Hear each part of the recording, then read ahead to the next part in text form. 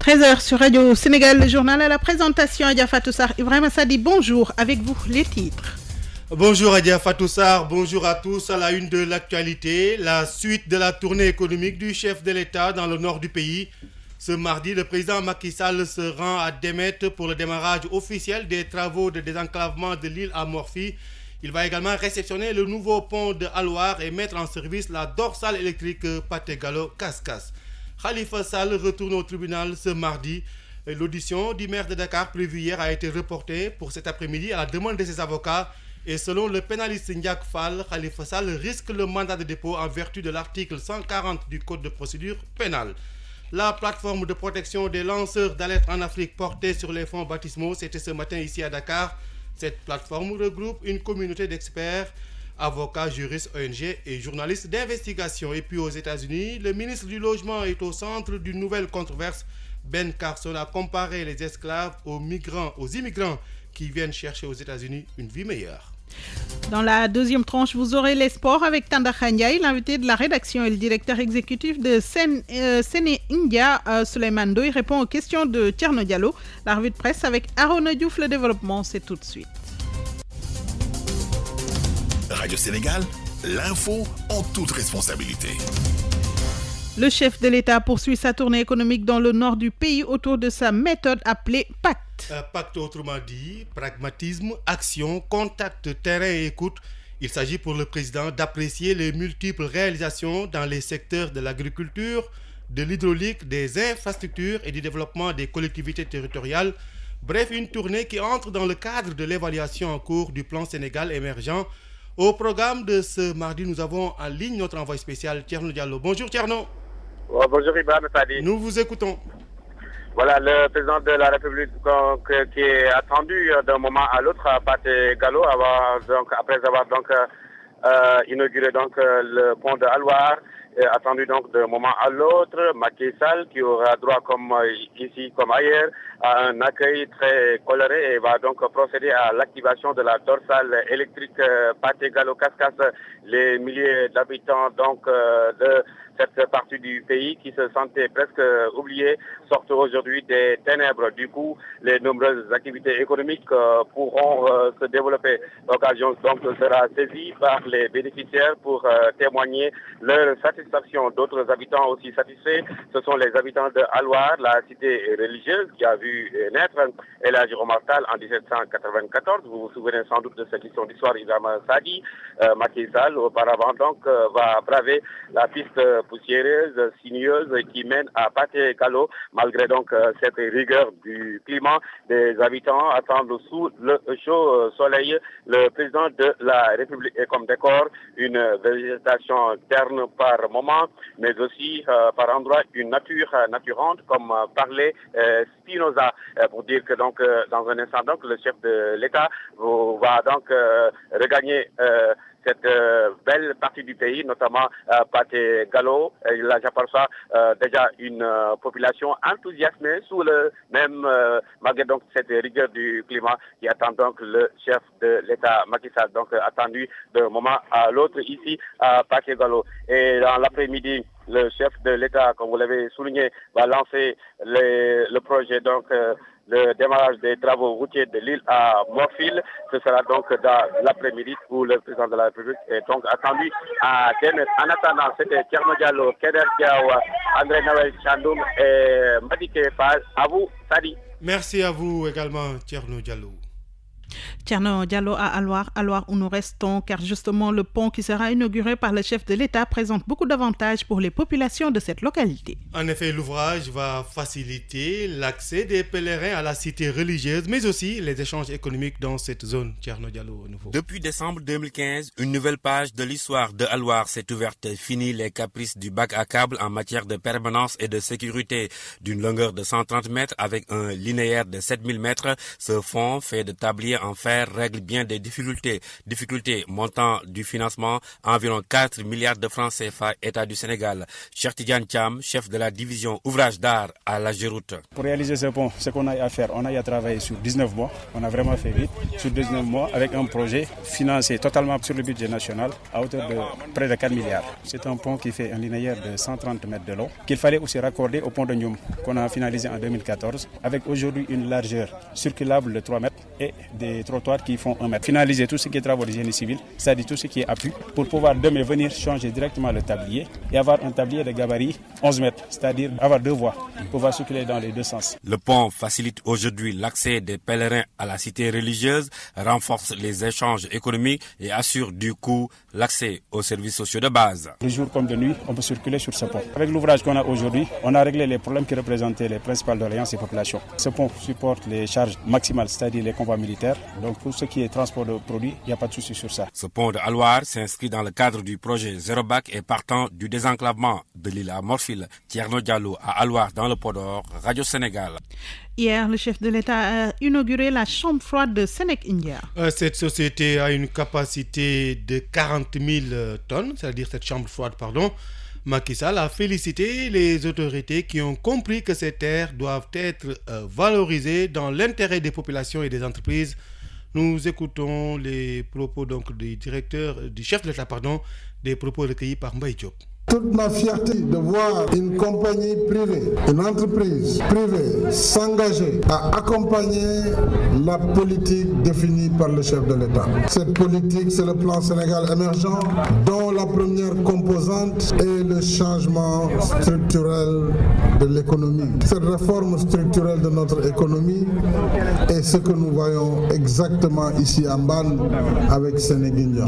Il s'agissait de passer d'une production quasi artisanale à une production industrialisée, parmi les plus modernes au monde, avec des systèmes automatisés, des chambres froides qui permettent de garder les récoltes de 6 à 9 mois, ce qui permet de réguler notre marché national. En même temps que je vous félicite et vous encourage à poursuivre dans cette voie, je voudrais féliciter le directeur général de la Banque islamique du Sénégal, Tchemboy, parce que je sais également combien il accompagne l'État dans ses efforts et dans sa politique.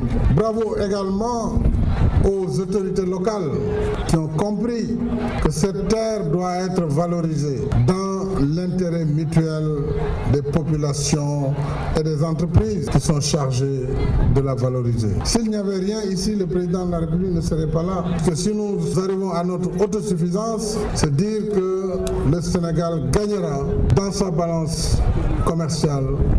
Et l'argent qui devait enrichir les commerçants et les producteurs d'autres pays restera ici dans ce pays.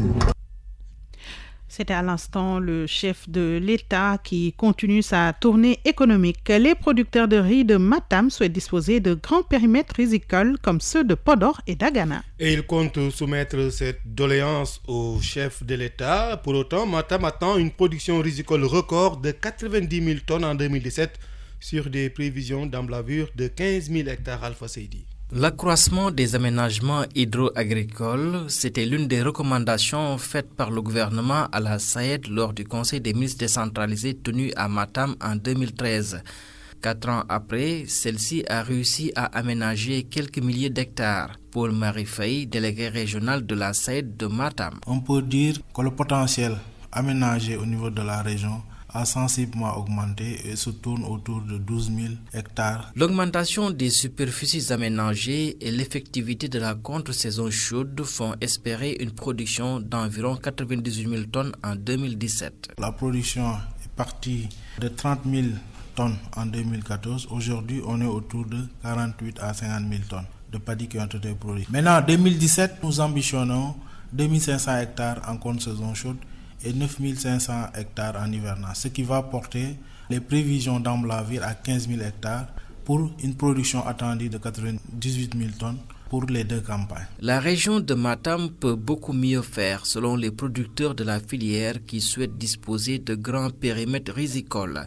Ibrahim Tchoub est le président de l'Union du casier de Matam. Comme on a fait au niveau de Dagana et de Podor, de mettre en place des casiers de 1000 hectares, dont chacun va avoir 1 hectare ou bien 2 hectares. Si au niveau de Matam, avec 0,50 ou bien avec 1 hectare ou bien moins d'1 hectare, donc ça veut dire que vraiment, il reste beaucoup à faire à Matam. Matam espère jouer sa partition dans l'atteinte de l'autosuffisance du Sénégal en riz en 2017. Il est prévu dans le courant de l'année la livraison aux organisations de producteurs d'équipements agricoles et plusieurs centaines d'hectares de terres aménagées par des programmes en phase d'achèvement. Alpha Seydi, Matam, Radio Sénégal. Nous restons toujours dans le cadre agricole et justement relever le défi de la qualité pour mieux développer le secteur. C'est l'ambition d'experts agronomes d'Afrique francophone. Et selon ces experts, sans ressources de qualité, point de semences agricoles de qualité. Fort de ce constat, ils ont formé 15 jours durant à Saly Portudal des entrepreneurs privés semenciers venus de divers pays d'Afrique. C'est ce que nous dit le compte rendu de Marie Diagne. Une bonne graine donne forcément un produit de qualité. C'est fort de ce constat que 30 acteurs de la filière agricole venus du Burkina, du Mali, du Niger et du Sénégal ont été formés pour une meilleure gestion des cultures. Les privés qui s'occupent du secteur depuis quelques années ont souvent des difficultés pour améliorer la qualité des semences. Abdoulaye Sissé, directeur de l'École nationale d'agriculture de l'Université de Thiès. Le problème des semences est un problème crucial pour le développement agricole et depuis un certain nombre d'années, ce domaine est dévolu aux privés et ces privés ont parfois des difficultés du point de vue, disons, des connaissances en matière de gestion et en matière de commercialisation. Les participants ont bien compris la leçon. Ils repartent dans leur pays avec de la matière. La gestion de leurs entreprises agricoles sera désormais chose facile. Ismaël Baïli, participant burkinabé. Ces enseignements nous ont outillés pour que nous puissions vraiment voir où nos entreprises, là où il y a les insuffisances, que nous puissions vraiment corriger ces différentes insuffisances. Les entreprises privées ne doivent plus garder le monopole de la vente des semences agricoles en Afrique de l'Ouest. Des partenariats privés-publics pourront définitivement régler le problème de la qualité des semences. Marie Diagne, Dumbourg pour Radio Sénégal. La bonne info, c'est Radio Sénégal. 13h passé 12 minutes, vous suivez les informations sur Radio Sénégal. Les ennuis judiciaires de Khalifa Sall, le maire de Dakar, retournent cet après-midi au tribunal. Khalifa Babacar Sall et 6 autres de ses collaborateurs, dont Mbaye Touré, le DAF, c'est-à-dire le directeur administratif et financier, Yaya Badian, chef du bureau du budget, retourne donc cet après-midi devant le juge d'instruction. C'est dans l'affaire du fonds de la caisse d'avance de la mairie de Dakar. La somme estimée à 1,830 milliard de francs CFA selon le procureur de la République. Khalifa Sall face au juge d'instruction, c'est sa carrière politique qui risque d'être sérieusement ébranlée. En tout cas, c'est le sentiment de Ndiak Fall. C'est un professeur de droit pénal. Selon lui, donc c'est ce en vertu de l'article 140 du Code de procédure pénale. Nous suivons justement les explications du professeur Ndiak Fall interrogé par Khali Amadou Fall. D'après les indications du procureur de la République, M. Khalifa Sall aurait, je dis bien aurait, puisque je prends toutes les précautions d'usage, procédé à ce qu'on appelle des détournements de deniers publics. Les détournements de deniers publics sont prévus par les articles 152 à 155 du Code de procédure pénale. Et ceci étant, quand donc une personne est soupçonnée, à raison ou à tort, d'avoir commis un détournement de deniers publics ou bien des détournements de deniers publics, c'est l'article 140 du Code de procédure pénale qui va s'appliquer. Et sur ce plan, il faut l'avouer, le juge d'instruction n'a pas les mains libres. Autrement dit, il est quelque peu lié par l'article 140 du Code de procédure pénale. Pour les personnes qui sont poursuivies donc pour détournement de deniers publics, soustraction ou escroquerie portant sur des deniers publics, le juge d'instruction décerne obligatoire mandat d'arrêt si l'inculpé est en fuite. Ou bien, deuxième option, il décerne un mandat de dépôt lorsque le montant du manquant initial est égal ou supérieur à 1 million de francs et ne fait pas l'objet détournement de son intégralité ou bien ne fait pas l'objet d'une contestation sérieuse. Donc là, le mandat de dépôt devient obligatoire, sauf en cas de remboursement ou de cautionnement de l'intégralité de la somme supposée détournée, ou bien s'il y a contestation sérieuse. Ce qu'on peut appeler contestation sérieuse, c'est le fait que la personne inculpée présente des documents ou bien des arguments qui sont de nature à faire douter d'une réalité quelconque d'un détournement. Voilà en gros ce qui se passe au niveau du détournement de deniers publics. Il peut y avoir au cours de l'information ce qu'on appelle la main levée de cette détention provisoire. C'est lorsqu'il y a survenance de contestation sérieuse, comme je vous le disais tout à l'heure, ou bien remboursement ou cautionnement de l'intégralité du montant supposé détourné. Dans ce cas-là, la personne ne subira pas le mandat de dépôt, c'est-à-dire donc, pour parler familièrement, n'ira pas à rebus avant sanction pénale. Ou bien alors, dernier cas de figure, c'est le cas où il y aurait le rapport d'un médecin qui a été commis en qualité d'expert et ce médecin établit que l'état de santé du détenu est incompatible avec le maintien en détention, même dans un centre hospitalier. Voilà donc ce que dit l'article 140 du Code de procédure pénale. C'était à l'instant Ndiak Fall, professeur de droit pénal, au téléphone de Khali Amadou Nalfal. Lancement ce matin à Dakar de la plateforme de protection des lanceurs d'alerte en Afrique. La cérémonie a eu lieu ce matin dans un hôtel de la place en présence de maître William Bourdon, avocat au barreau de Paris, et du juge Balthazar, magistrat espagnol spécialisé dans plusieurs domaines du droit international, et puis de Alioune Tine, directeur d'Amnesty International Afrique de l'Ouest et du centre Khadifal Koulibaly. Cette plateforme est une organisation non gouvernementale de droit sénégalais qui rassemble une communauté d'experts, d'avocats, juristes, ONG, journalistes d'investigation, entre autres, tous désireux d'apporter leur aide aux lanceurs d'alerte. Le terme de lanceur d'alerte est utilisé quand un citoyen ou un employé rend public des actes dissimulés de corruption, d'injustice, d'abus de pouvoir ou de menaces à la santé publique. Les lanceurs d'alerte sont de plus en plus menacés dans tous les pays. Le but de la plateforme est d'apporter un soutien aux personnes qui choisissent de faire ce qui est juste en défendant le bien commun sans être obligés de le payer par leur citoyenneté, leur liberté, leur emploi, leur sécurité, leurs revenus ou même leur vie. À cette fin, la plateforme joue le rôle d'intermédiaire en apportant une assistance technique, juridique et médiatique à ces potentiels lanceurs d'alerte, qu'ils viennent d'Afrique ou que l'information qu'ils souhaitent partager concerne le continent. Le monde bouge et vous devez le savoir. C'est pourquoi Radio Sénégal vous tient informé des faits, gestes et paroles qui impactent la marche du monde. C'est géo, c'est politique et c'est international.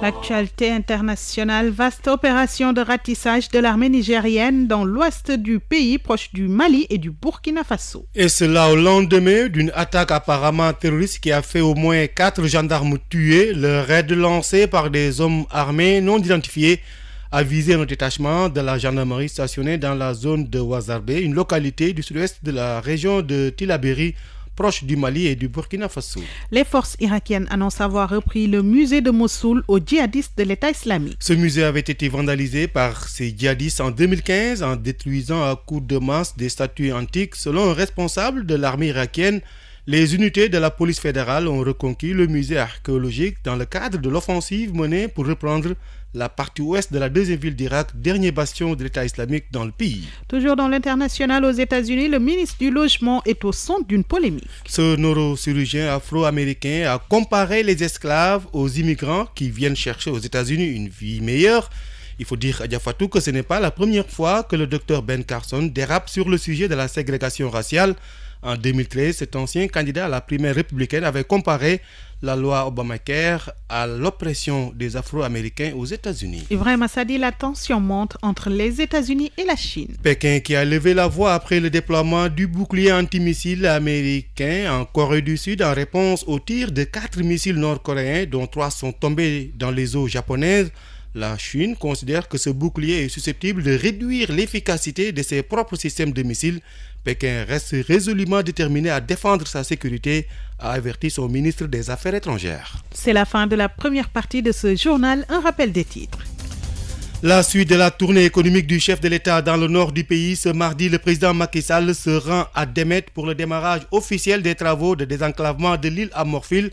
Il va également réceptionner le nouveau pont de Alouar et mettre en service la dorsale électrique Pathé-Gallo-Cascas. Khalifa Sall qui retourne au tribunal ce mardi. L'audition du maire de Dakar prévue hier après-midi a été reportée pour cet après-midi à la demande des avocats. Et selon le pénaliste Ndiak Fall, Khalifa Sall risque le mandat de dépôt en vertu de l'article 140 du Code de procédure pénale. La plateforme de protection des lanceurs d'alerte en Afrique portée sur les fonds baptismaux, c'était ce matin ici à Dakar. Cette plateforme regroupe une communauté d'experts, avocats, juristes, ONG et journalistes d'investigation. Enfin, aux États-Unis, le ministre du Logement est au centre d'une nouvelle controverse. Ben Carson a comparé les esclaves aux immigrants qui viennent chercher aux États-Unis une meilleure vie. Merci Ibrahim Assadi. C'était là la première partie du journal. Dans la deuxième tranche, vous aurez la revue de presse avec Aaron Diouf, l'invité de la rédaction qui se trouve être le directeur exécutif de Senec India. Eh bien, la société qui ambitionne de produire 50 000 tonnes de pommes de terre en 2018. Nous y reviendrons tout à l'heure. Dans un instant, les sports.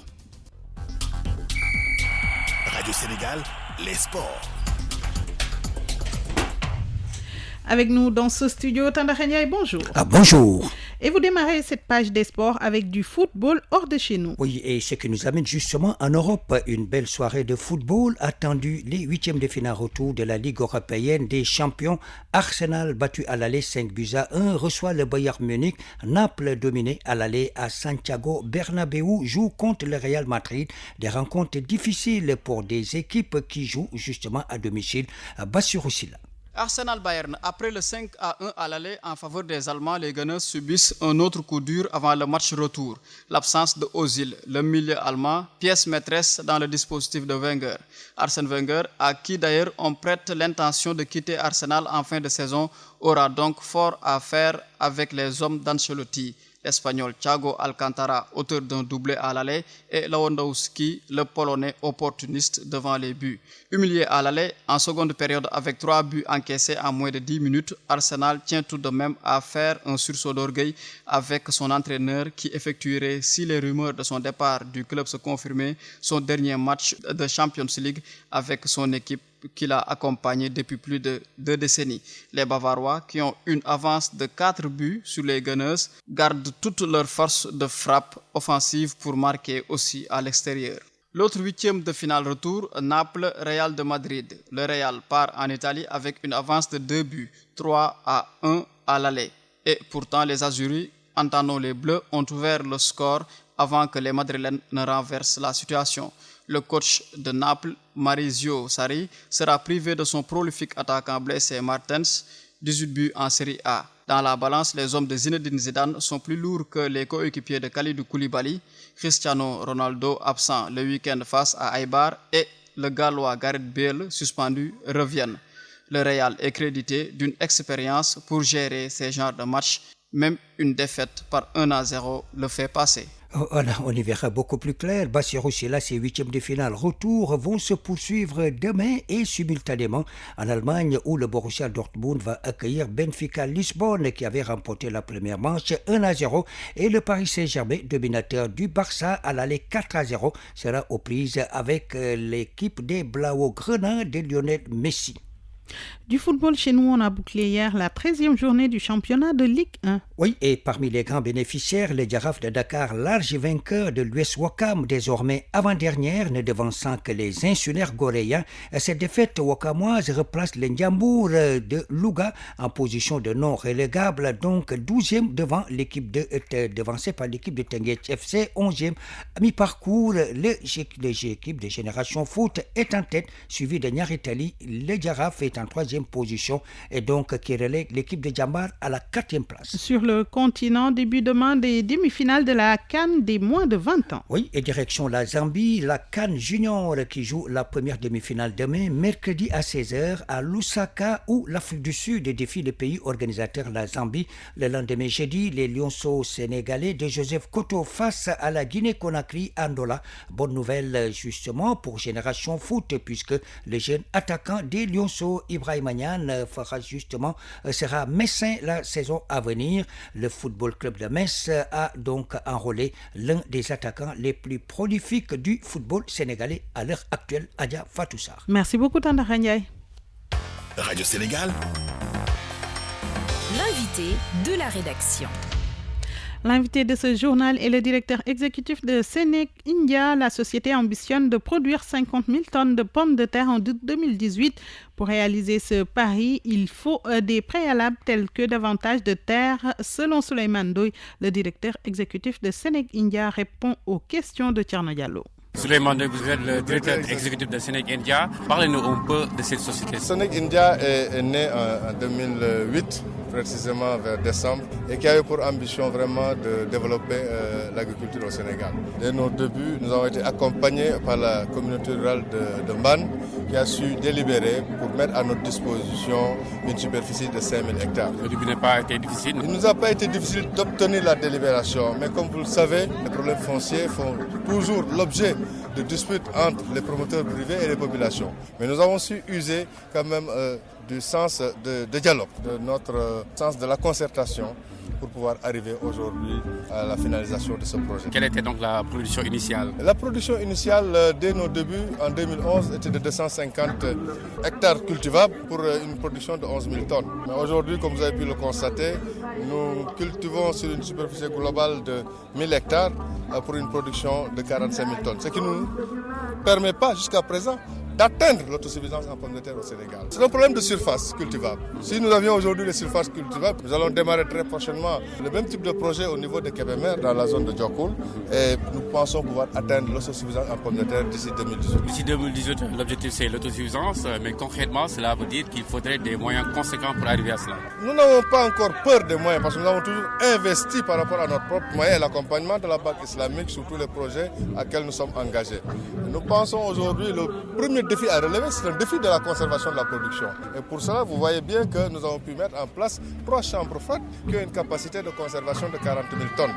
La deuxième phase, c'est aujourd'hui lancer la production au niveau de Kébémer, ce qui nous permettrait de doubler vraiment notre production pour la mener peut-être à 80 000 tonnes. Avec l'accompagnement que nous faisons auprès des producteurs d'Enyai, nous pensons atteindre l'autosuffisance en 2018. Senec India ne fait pas seulement de la culture de pommes de terre, vous allez faire également de la culture de l'oignon. Oui, Senec India a démarré même par la culture de l'oignon, mais pour des problèmes d'infrastructure et de conservation des produits, nous nous sommes lancés dans la production de pommes de terre. Avec l'accompagnement de l'État, nous allons nous lancer dans la construction des infrastructures liées à la conservation des oignons, qui reste un défi.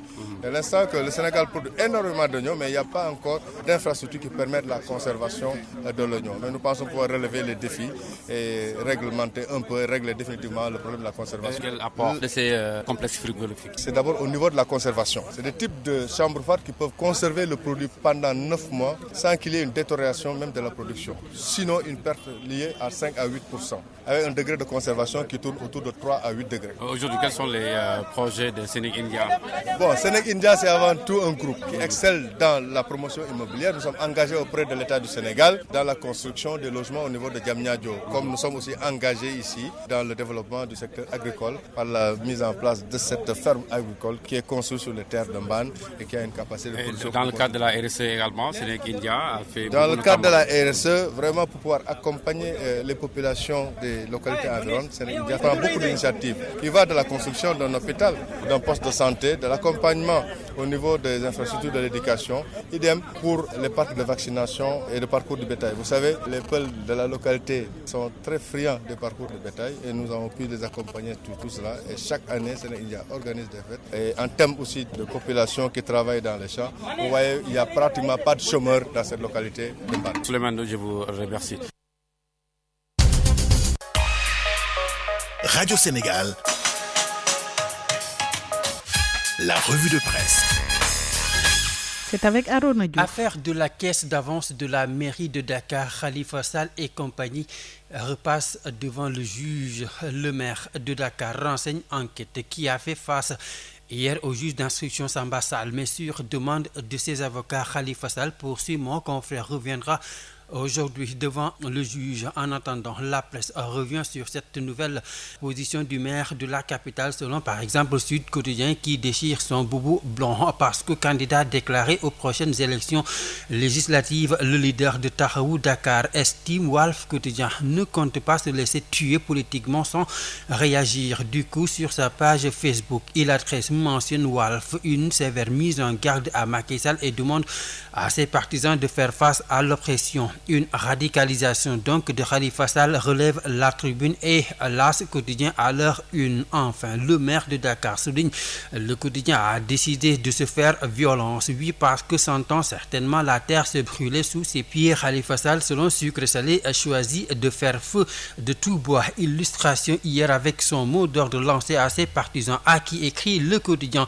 Il demande d'investir la rue et les médias. Mais mes confrères de l'Observateur qui prédisent le pire pour Khalifa Sall estime en effet que si les choses ne changent pas, Khalifa Sall et compagnie dormiront aujourd'hui à Rebeuss, oui, parce que sauf cautionnement ou contestation sérieuse, ils seront placés sous mandat de dépôt, assure le quotidien de Futurs Médias. Khalifa Sall entre caution et radicalisation. Alors jusqu'où mènera cette détermination du maire de Dakar, se demande l'analyste du quotidien, surtout au moment où on commence à ressentir une forte odeur de caution dans les coulisses du palais de justice Lat Dior. L'analyste de Vox Populi lui revient à la charge, le vrai adversaire de Macky Sall. Alors on est en politique comme cela se passe un peu partout, indique Al-Ham, pour qui sur le chemin de la présidence tous les coups sont permis. Pour juste dire, estime Vox que l'adversaire le plus redoutable pour le chef de l'État n'est pas Karim Wade ni Idriss Seck, encore moins Khalifa Sall ou de Malick Gakou, Abdoul Mbaye et consorts. Non, sa cible, croit savoir Vox, sa cible devrait être les aspirations légitimes des populations. Et justement, Macky Sall à la rencontre de ces populations du nord du pays, sa tournée économique qui se poursuit, digue de protection, bac, aéroport, les grands projets de Macky Sall pour Podor à la une du Soleil, le quotidien national qui rend compte de cette tournée économique du chef de l'État dans le nord du pays avec Podor, Lila Morphil, selon les envoyés spéciaux du quotidien national, qui peut s'attendre à des lendemains meilleurs avec cette batterie de mesures annoncées hier par le chef de l'État pour permettre à cette ville de combler son déficit d'infrastructure. Macky Sall sur un autre aspect s'agissant de la recrudescence des accidents de la route qui appelle dans la presse à plus de rigueur dans les visites techniques, parce que s'offusque-t-il dans des propos repris par le quotidien ce matin, je cite, nous avons atteint les limites de la tolérance. Merci à Arona Diouf pour la revue de presse qui met fin à ce journal. Merci à l'équipe technique, Souley Bari, Ousmane Ba, CDM Ousmane Diop, réalisation Arona Diouf, Marianne Ndiaye, présentation Ibrahima Sadi, Adia Fatou Sarr. Merci d'avoir suivi ce journal.